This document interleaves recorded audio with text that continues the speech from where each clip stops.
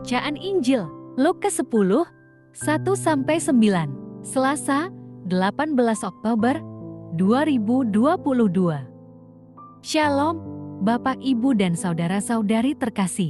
Salam sejahtera dan salam damai beserta Yesus Kristus. Marilah kita membaca, mendengar, dan merenungkan sejenak firman Allah, Injil Lukas, pasal 10, ayat 1-9. Yesus mengutus 70 murid. Inilah Injil suci menurut Lukas. Kemudian daripada itu, Tuhan menunjuk 70 murid yang lain, lalu mengutus mereka berdua-dua mendahuluinya ke setiap kota dan tempat yang hendak dikunjunginya. Katanya kepada mereka, "Tuaian memang banyak, tetapi pekerja sedikit. Karena itu mintalah kepada Tuan yang punya tuaian, supaya ia mengirimkan pekerja-pekerja untuk tuaian itu. Pergilah, sesungguhnya aku mengutus kamu, seperti anak domba ke tengah-tengah serigala.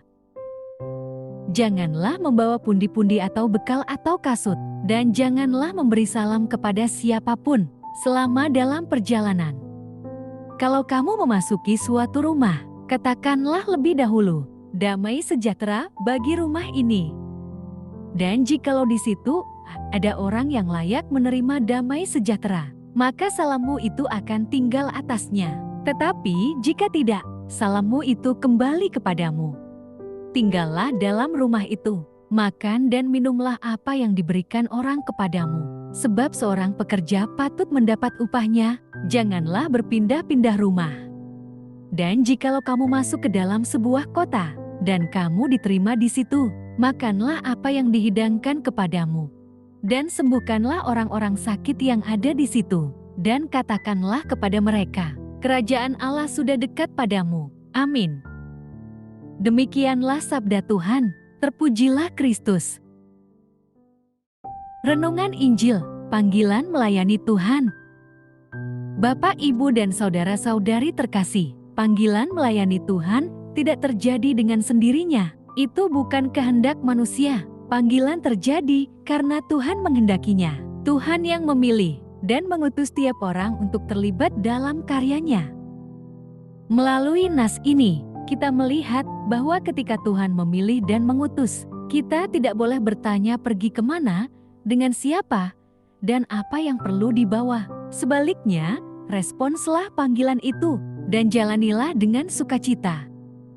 Ketika Tuhan menunjuk 70 murid dan mengutus mereka pergi ke setiap kota dan tempat, Dialah yang memberitahukan dengan siapa mereka bekerja, bagaimana menghadapi situasi pelayanan dan karakter manusia yang beragam, serta bagaimana seharusnya bersikap ketika mengalami penerimaan atau penolakan.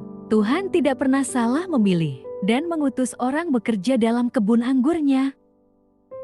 Untuk memenuhi panggilan pelayanan, sudah seharusnya seseorang tidak dibebani dengan hal-hal materi, tidak memaksakan keinginan, melainkan hanya fokus pada tugas panggilannya. Bapak, Ibu, dan saudara-saudari terkasih, seorang pelayan harus melayani sesuai kehendak Tuhan dan bertanggung jawab merespons panggilan, karena panggilan itu menyatakan kuasa Allah melalui pertobatan dan pewartaan kerajaan Allah.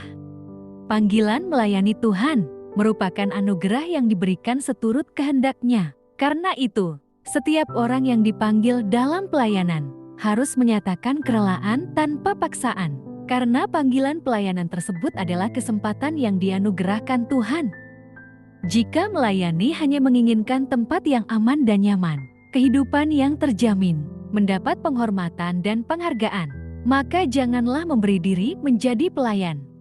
Semua itu bukanlah dasar pelayanan yang diajarkan Alkitab. Ingatlah, panggilan melayani Tuhan menuntut kesediaan diri melayani seturut kehendak Tuhan. Amin.